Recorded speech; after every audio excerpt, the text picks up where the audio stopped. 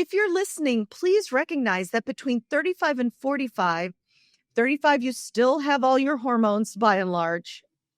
You've got this youthful vigor. 45, you're going to start to be chaotically perimenopause when things change. Let's make sure we have learned what's coming. Let's make sure we establish a standard of our nutrition, right? Because when we get to 45 or even later, 52, when menopause happens, if we're suddenly having to create 6 or 7 new lifestyle things, it is so hard.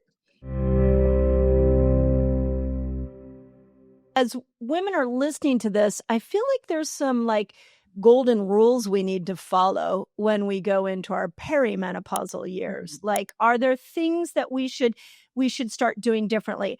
I can tell you, for me, I was a tennis player in college, and I turned me into a runner. And all of a sudden at 43, I was injury upon injury upon injury. And it took me several years to figure out, oh, wait, something has shifted as my hormones have shifted. And so I had to change the way I worked out. Yeah. So what are some of those ground rules that we need to know when you're going into menopause as far as your musculoskeletal system goes? Well, I think it's helpful to know that muscle, tendon, ligament, bone, fat, satellite stem cells, cartilage, disc, annulus in the back, they are all from the same stem cell. So they're all going to respond in a cousin-like way to estrogen. Every one of those tissues has estrogen alpha and beta receptors on them that keep them healthy. Cartilage, for instance, the matrix is like a mesh, if you will, with estrogen receptors. And without estrogen sitting there, the matrix starts to fall apart, such that here's men before 50 have more arthritis. Women after 50 without estrogen have rapid increase in arthritis in the hips, the knees, the hands. So the first thing women have to know going through what I call this thing, I like to make up words. So I call this transition the menolescence, to be reminiscent of the chaos of adolescence. Like, people get that, right? Oh, that's good. Yeah, menolescence is awesome. We're exiting our hormones the way we came into them in total chaos. Number one thing to go into is to recognize this is different, right? The same things are not going to work now that worked then. This is a different life stage to embrace. So, and every tissue in the musculoskeletal system. So it follows that, for instance, if your tendons and ligaments naturally with age increase, these are supposed to be collagen fibers, increase their covalent bonding and get tighter, and then they don't have estrogen to help repair the micro tears, we're going to have more tendinitis. On top of the fact that estrogen is a huge anti-inflammatory, it works directly on the immune system. It modulates immune cytokines. We're more inflamed, so the microenvironment's hot and bothered. We have less regenerative capacity, and just the natural aging, we're getting tighter. So we're more prone to things like tennis elbow, Achilles tendonitis. And so just recognizing, oh my God, it's not the same. I can't just rest for 2 days. I have to have a mobility practice to stretch out my tendons, right? To keep my joints moving so the synovial fluid continues to be produced and we don't dry up like a raisin in the sun, right? Yep. So recognition. What age do you think that starts at? Yeah, you know what? Perimenopause on average in this country is about 45. However, it can be much earlier. It can be 35, right? And it all comes down to, and your listeners know this, to the fact that by about age 40, we have 1 to 3% of our eggs left, right? So it's not producing enough estrogen. And by the time it catches up or people recognize that they're about 45 with complete cessation of our menstruation, or on average in this country, about 52. Right. But I call the decade between 35 and 45 the critical decade to get your shit together. Here's I why. love it. Here's why. Because I wish I had done it. Yeah, me too. Me too. Because I don't know about you. You were an athlete. I was an athlete. If I saw I was gaining a little weight or I was sore, it was a really quick fix for me. Yep. And you know what? This is so ironic. I am a musculoskeletal aging researcher. I don't think I thought it would ever happen to me. Oh, yeah. That's That's why it interesting. hit me. But if you're listening, please recognize that between 35 and 45, 35, you still have all your hormones by and large. You've got this youthful vigor. 45, you're going to start to be chaotically perimenopause when things change. Let's make sure we have learned what's coming. Let's make sure we establish a standard of our nutrition, right? Because Okay. when we get to 45 or even later, 52, when menopause happens, if we're suddenly having to create 6 or 7 new lifestyle things, it is so hard. Like, people are like, "What should I do now, Vonda?" And if they're 55, I'm like, "This and listen." Right. Right? Right. But at 35, if we layer in, how are we going to have an anti-inflammatory diet? How are we going to eat enough protein? And what does that even mean? If we think about, okay, at 35, how do I start lifting in a way that's going to help me stimulate muscle protein synthesis and not just build endurance? Right. I think starting early and layering on the lifestyles, by the time we get to be perimenopausal, when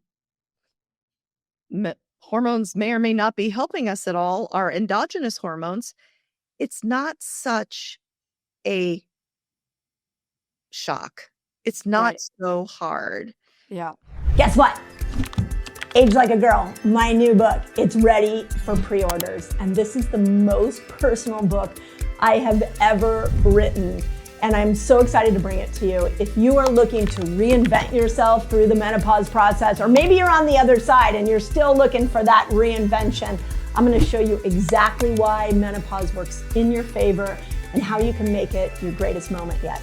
Age Like a Girl. Yeah, no, I really like getting ahead of it. I think that is a really important point.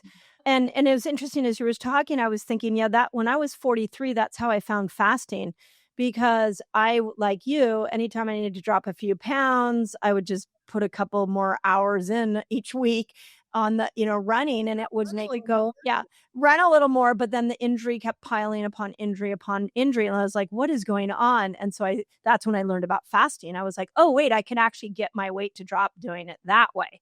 Yeah. What's interesting about what you're saying is that you're using nutrition like most people would use supplements or they would use medication. Like, I love this idea of like bringing it in the beginning so that you can keep that a good foundation of inflammation down. And then my question is, collagen is would it be worth it to eat collagen rich foods, especially in those early perimenopausal years?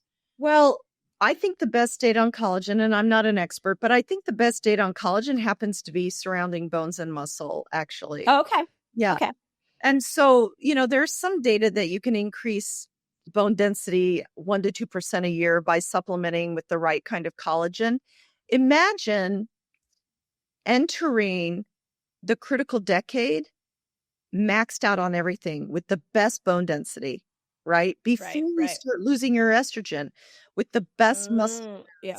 And so pulling in all the tools, I don't think it's one thing. I think Yeah. if I look at we're both deep into the longevity community. We both appear at these same things. And I think what happens sometimes is we think one gadget's going to do it for us. Right. Some bright, shiny tool. And that's not my experience as a clinician. No.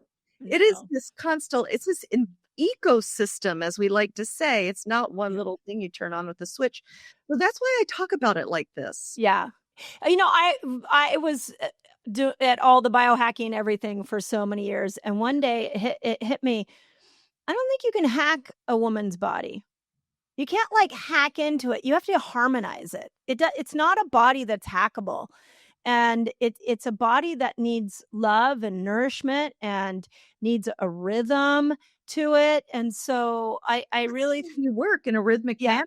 When you think about it, exactly. every month there's a rhythm of our complexity, hormones up, hormones down. We exchange different versus, men get their testosterone and it slowly declines. And so you may be more inclined to hack that. Right. Well, that's another topic. It's another time. And I've made several comments. I really do love men. I'm married to men. I have Of 4 course. sons. But Yeah, right. There you go. let's Yeah. So when I prescribe exercise to midlife people, we talked about the acronym I use is FACE. Again, I find people like Yeah, it's great. F is flexibility and joint mobility. I know this will ring with you because we have to keep our tendons and ligaments long, and we have to keep our joints moving through a full range of motion. Otherwise, they get dried out, all rusted out, and we become the hunched over shuffling people. So that's F. A is aerobics. C is carrying a load we talked about, but E, we've got to spend time on equilibrium and foot speed. I physically teach the women that come to here to be with me physically foot speed. I have this Olympic track and field speed coach here in this place where I work. We teach our women the same methods that we teach Olympic athletes to move our feet fast. And why do we need to do that? So when we're trying to trip, we don't fall down. We have enough foot speed to get over the bag that I trip on nearly every day by my desk, or not to fall off the curve, so that we do not have the fatal fall. Yeah. We're alive and well. We trip over something. Yep. We break our hip, and we have a 30% chance of dying in 1 year. It's foot speed. It's balance. So what is that? But that just happened to my 85-year-old mom. She fell over on a box and osteoporotic, fractured her shoulder, had to have reverse shoulder surgery. And your parents can be really good models of what you don't want to age like. And I thought about that. Her balance can be really off. So what does foot speed look like? Like, is it like, do I need to take up like salsa dancing or can I just salsa is a very good way to work on all of this, including your brain. Salsa, pickle, but foot speed looks like imagine sitting on a box, sitting on a plyo box, and just on the ground going like this real fast. Oh, just like we call it, I used to do P90X forever. And he called it football sprints, where you're like, exactly, agility. Or sometimes we use hexagons and we just go foot out, foot in, foot in. Oh, yeah. But you know what I'm going to introduce back? I just made a reel about this. I am going to introduce hopscotch back to this. Oh, hopscotch is so fun. It's agility, it's jumping, it's lateral motion, and it's play. Play is so good for us. Yes, I want to, when I post that, I want to see you hopscotching because I will. All in. Yeah. Oh my God. And then you get to act like a kid, which is going to now bring in like dopamine and serotonin. So wait, but you could do even more. Like you could do everything on the play yard was great. So we had hopscotch and then we had monkey bars. Yeah. Have you ever tried doing the monkey bars as an adult? It's because I Spartan race and it's very hard. Okay. It's very hard. But that's grip strength. That's upper body strength. Yeah. I'm not good at climbing a rope, but I can do the rings. Yeah. And what about jump rope? Would jump rope be good? Jump rope. Yeah. It's good for foot speed and jumping, because for those of you listeners that don't know, bone builds when we translate biomechanical impact, literally bashing your bones, to biochemical signals that, we need to build some bone osteoblasts. Jump roping, jumping up and down, plyo boxes. A mini tramp can work. NASA uses mini tramps. If your knees are killing you, get in a pool and jump in a pool, right? I'll take anything to build your bones. But 4 times body weight jumping is what the papers say. That jumping. Interesting. Yeah. So what about vibration plates? Yeah. Like power plates have some research that shows that the small vibrations, I forget the hertz, 50 hertz, that going up your bones can stimulate the osteoblast to build bone. Mm-hmm. And so I love your acronym of FACE. So if we follow the FACE strategy is that I was going to say face ourselves, face ourselves. Yeah. Is that a recipe not just for keeping your posture strong and your moods good, but is it a recipe for preventing osteoporosis? Impact in the form of cardio can prevent osteoporosis. Lifting, definitely. We can increase our bone density up to 13% a year by a consistent heavy lifting program because of the mechanical pull on bones.